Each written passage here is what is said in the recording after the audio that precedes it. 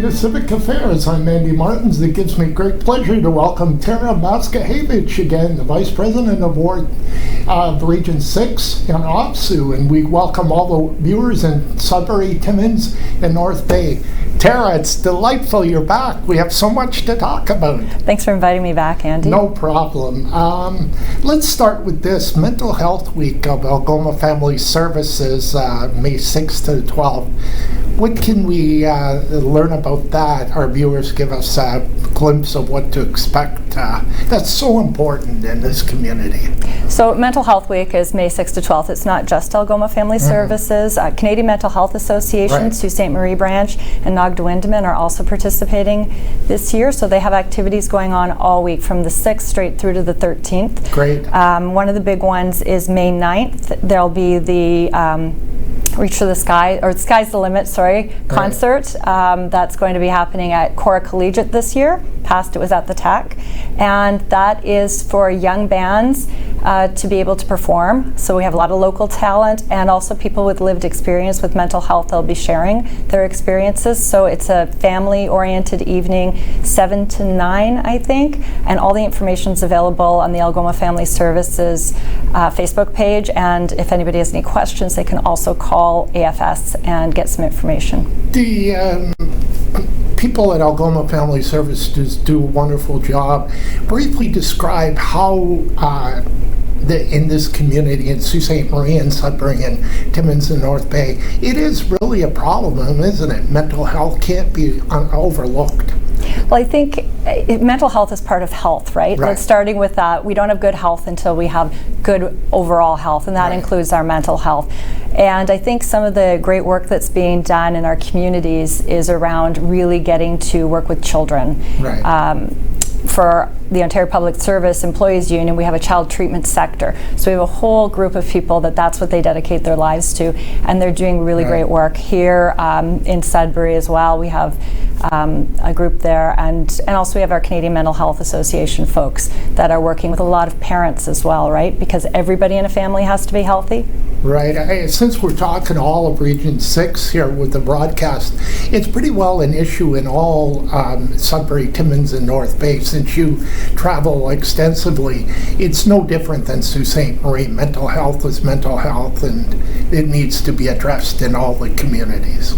I always say that you never get a vaccination just by working in the field. We're all at the same risk factors. So if we know that 1 in 5 people is going to have a mental health problem at some point in their life, then we can kind of know that and understand that that's going to be pervasive in all communities. Right.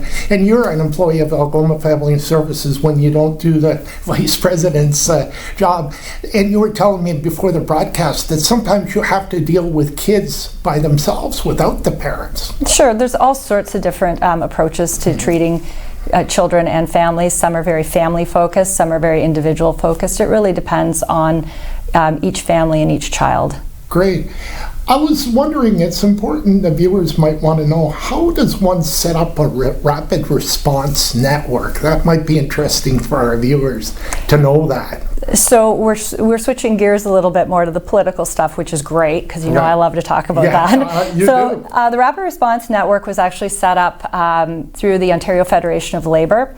And what the kind of idea is to have a group of people in communities. So if we're talking about Sault Ste. Marie, we have a rapid response network here. Sudbury's will be different. North Bay will be different.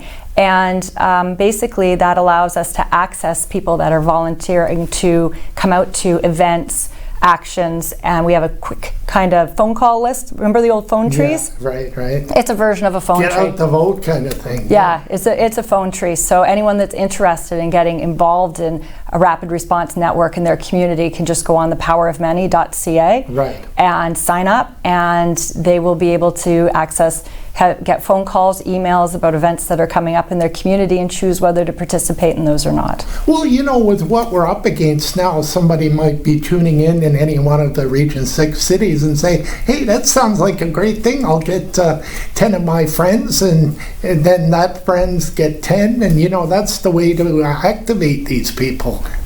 That's exactly the idea, right? Is to make sure that we can mobilize a larger group of our community members quickly, because one thing we know about the government is they've been operating really fast-paced. Right. We get an announcement one day, and then the next day there's another announcement. So this way we can actually communicate with people very quickly in order to let them know what's going on in the community, to have a voice. And people want to have a voice when it comes to this kind of work fast and not communicate like we're seeing in the province now. They want to be able to fight back in their own way. Yeah, we're seeing people that previously maybe weren't as willing or feeling the need to go out and speak up. We have a lot more people coming out now saying, this is bothering me or that's bothering me. I really want to have a voice in this. So this gives this is one way that people can express themselves. And this might be good for democracy 4 years down the road. It might increase the voter turnout for the next election. Well, if we look at how things have shifted in the States, right? Yes, so, that's right. So as people are reacting to decisions that are being made by governance, they are also educating themselves politically, and that means they're more likely to vote. So we're seeing more young people, for instance, coming out to the polls in the States. So we're hoping that that trend is something that we can reflect in Ontario, in the sense that as people get more educated, as they get more impassioned about what's going on in our province and federally, then we'll have people reflecting that in the polls. And Trump did his thing, and the midterms in 2018 really changed the trajectory on that, where, you know, we saw a completely different result. Is recruitment often a challenge, or does it run smoothly when the OFL or OPSEU is recruiting people to get out there and do their thing? I don't know if it's so much recruitment as it is education, information about what's happening. Right. People will have an opinion, and if they feel strongly about something and they want to come out and participate in an event and it fits what they believe in, that's great. But if it's not a fit, it's not a matter of necessarily talking someone into it. Right. It's something that they have a belief system, and either our belief systems match and they're going to participate in an event, or maybe they don't. But the big piece is the education around what the issues are, and also what the impact of participating in an event can be. Right, because they may not be knowledgeable of what's going on. They might be interested, but I see what you're saying, that the training aspect is important. And it's about people understanding that, you know, if one person comes out to an event, well, that's one more person. Right. And then if there's 5 more people, and then if there's 20 more people, it kind of grows that way, and it does have an impact. Some people will say, oh, I'm not going to go because it's just me. Right. Well, if 50 just me's say that, they can have a big impact, right? Exactly. You know, stay right there, Tara. We'll take a quick break, and we'll be back with Tara Maszczakiewicz right after these commercial breaks.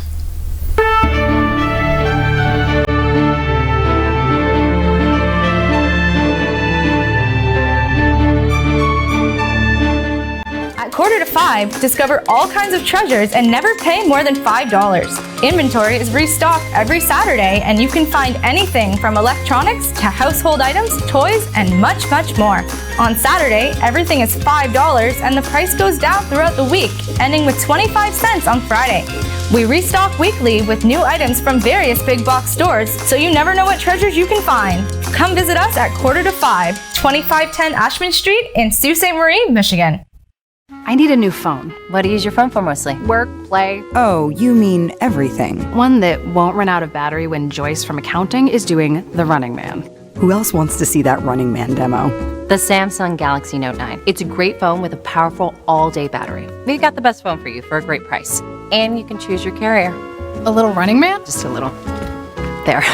Nice. I hope no one saw that. Whew. Where was she when I went phone shopping?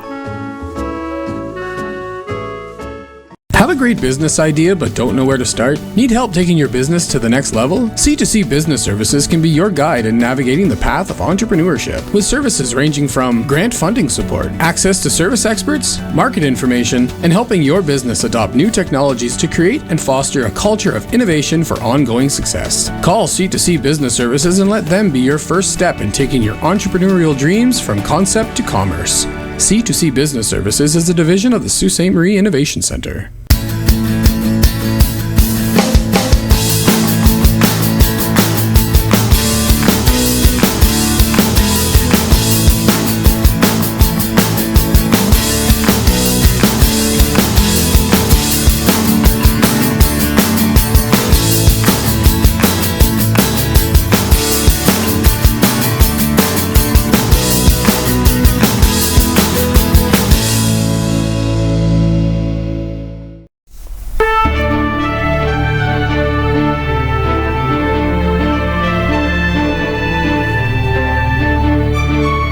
Welcome back to Civic Affairs. We're talking with Region 6 Vice President Tara Maszczakiewicz. And Tara, are unions and politics, can one survive without the other?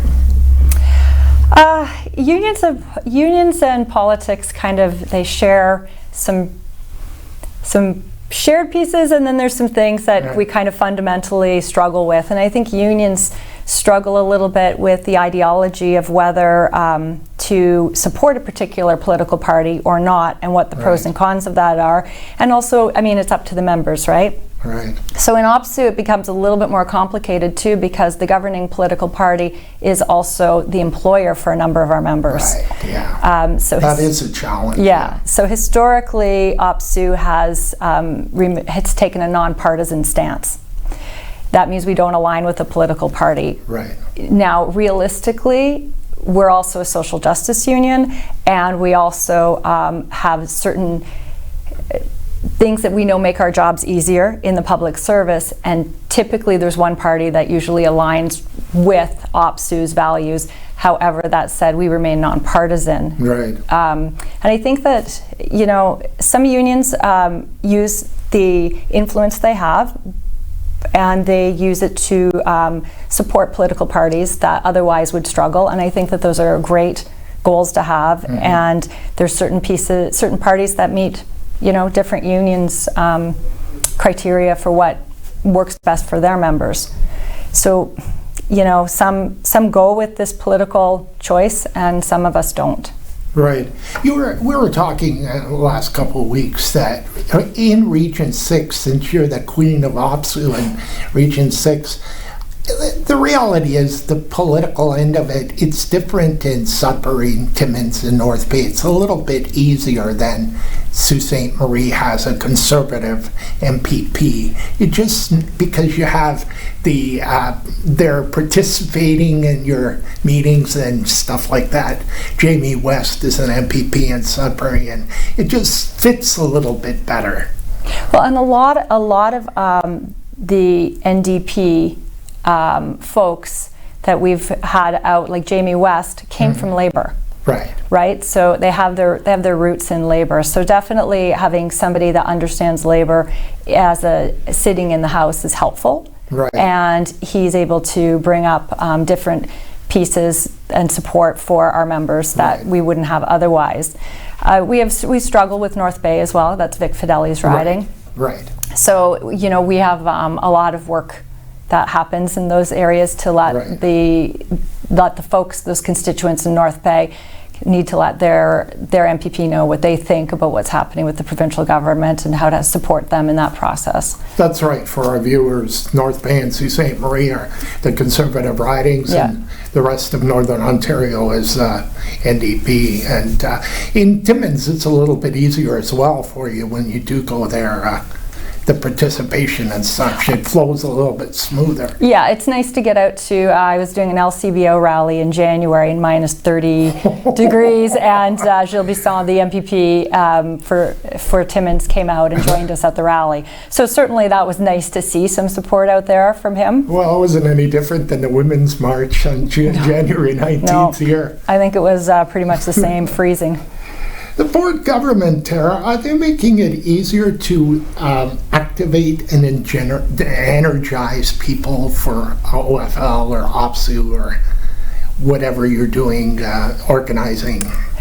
I think, unfortunately, the Ford government has hit so many groups that I've heard a few people saying it's no stone unturned, meaning that there's no group that hasn't been affected in a not good way or in an adverse way by this government. And I mean, we're looking at our Francophone community, we're looking at people with disabilities, students, so it just keeps going. Children with families with children with autism. And the cuts keep happening, right? I mean, there's nothing in the budget that's going to actually give any relief to any one of these with these concerns. Right. You're not spinning it here. We're calling a spade, the reality of it. It is. It's just the reality. So as people realize what is affecting them personally, that's the catalyst to act on change. Right. So yeah, in essence, each time the government takes a swat at someone, some group, then that group we have a new ally. Really. That's right. And it's coming a little bit easier than it normally would under a liberal or, the liberal government. Kathleen Wynne, I'm sure there were different issues when Kathleen Wynne was premier. There were, absolutely. We can definitely not say that the Wynne government, was a friend to Labour.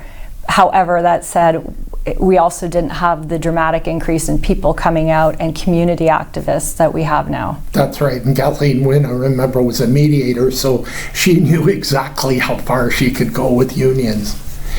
The Ford government's effect on Ontario, do you see that affecting the federal election in October of this year in this province?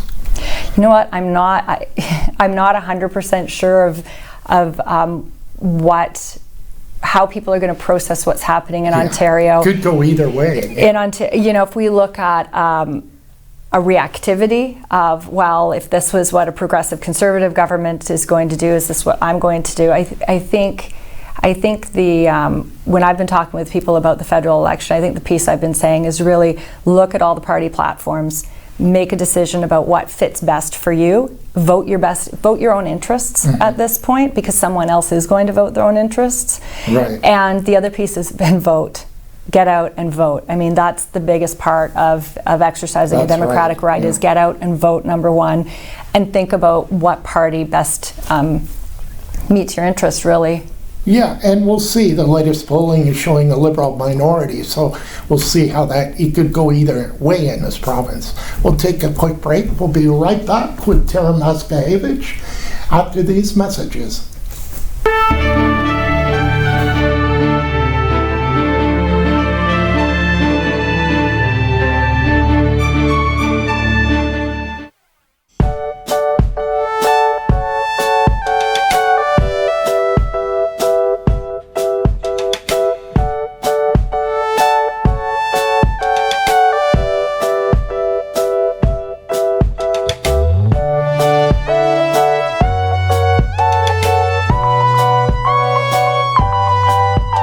Drop by one of our 3 Sault Ste. Marie locations. You do life, we do taxes.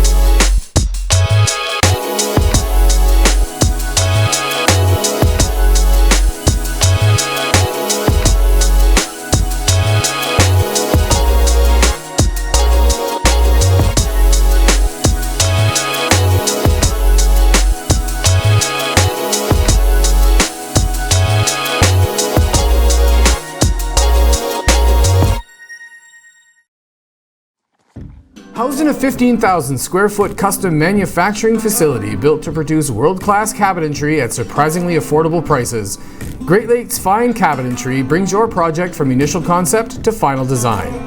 Proudly providing Northern Michigan and the Algoma region with quality hand-built cabinetry for the past 20 years. Located at 844 East 3 Mile Road, Sault Ste. Marie, Michigan, Great Lakes Fine Cabinetry, making your cabinetry dreams come true.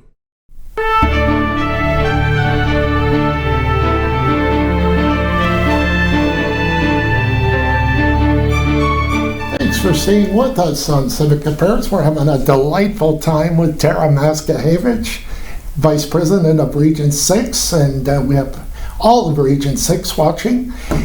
Tara, had Christine Elliott become Premier, do you think we'd be in the same situation in Ontario than we are currently with Doug Ford? It's with hard. a woman being there? Well, and I think you got to take the politics into account too. Right. This is a progressive conservative government. If we look at the Harris government, this is the same playbook. True. I'm not sure exactly anybody that's PC wouldn't have picked up the same playbook. That said, Ford seems to be pretty reactive. I'm not sure that there's actually a master plan somewhere in there, so maybe someone else would have been more planful, but I don't know that gender would actually play a role when you're both operating under the same playbook. I mean, think of the things that she's done with healthcare and Bill 74. Right, and she knew it was coming down the way, so the same road and the same playbook may have been followed in a slightly different way, maybe with a woman's touch on there, possibly. With a follow-up on that, we had 6 premiers in Canada in 2013 that were women. In 2019, we have none. How can we restore that, to have women as premiers and leaders in this country?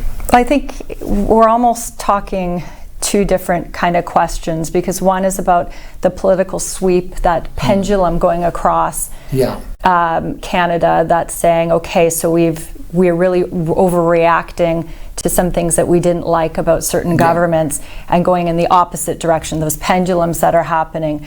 But the other piece is around, if we look at women in politics and women in leadership in general and what that means, and really that's something that, you know, our big conversations to have is around how to support and mentor women in politics. There was a thinking at one point that if I don't see myself in this position, so if I don't see women in this position, in my case, then I might not want to consider being in that position. I certainly can see that being, you know, there's some thinking around that piece of it, but also what are the steps that help women move in leadership, and also what are the challenges or choices that they make, you know, as they go through life choices. Like someone had commented to me previously, for the work that I'm doing in the region right now, there's no way I could, you know, they said to me, I don't think you could do it if your kids were little.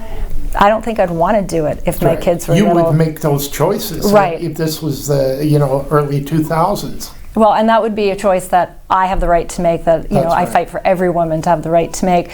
And also, I know what I would have done, because I wanted to be home with my kids more often. Now you know, they're old enough that they don't want me around, and I agree with them. So we're good. But but these choices do enter the picture. It's not whether you can get elected or not re-elected or so on and so forth. These choices do enter the picture because these politicians, leaders, have lives, like you said. And I imagine that the lives that provincial, especially leaders have, like the premiers stuff, their lives must be incredibly open to you know, scrutiny, and they also have a lot of, I can't imagine them having any time at all. So those are big commitments. And your job now with Region 6 and OPSEU, let's face it, I know as your friend, you travel as much or maybe a little bit more than an MPPs do. It is a disruption to your life. Well, I mean, MPPs they're out of Queen's Park all the, you know, except for like this week is constituents week. You go around week. the region too. But we're doing different kinds of work, absolutely. Exactly. Tara, is the power of many needed more now with the majority government in Ontario than than maybe with a minority?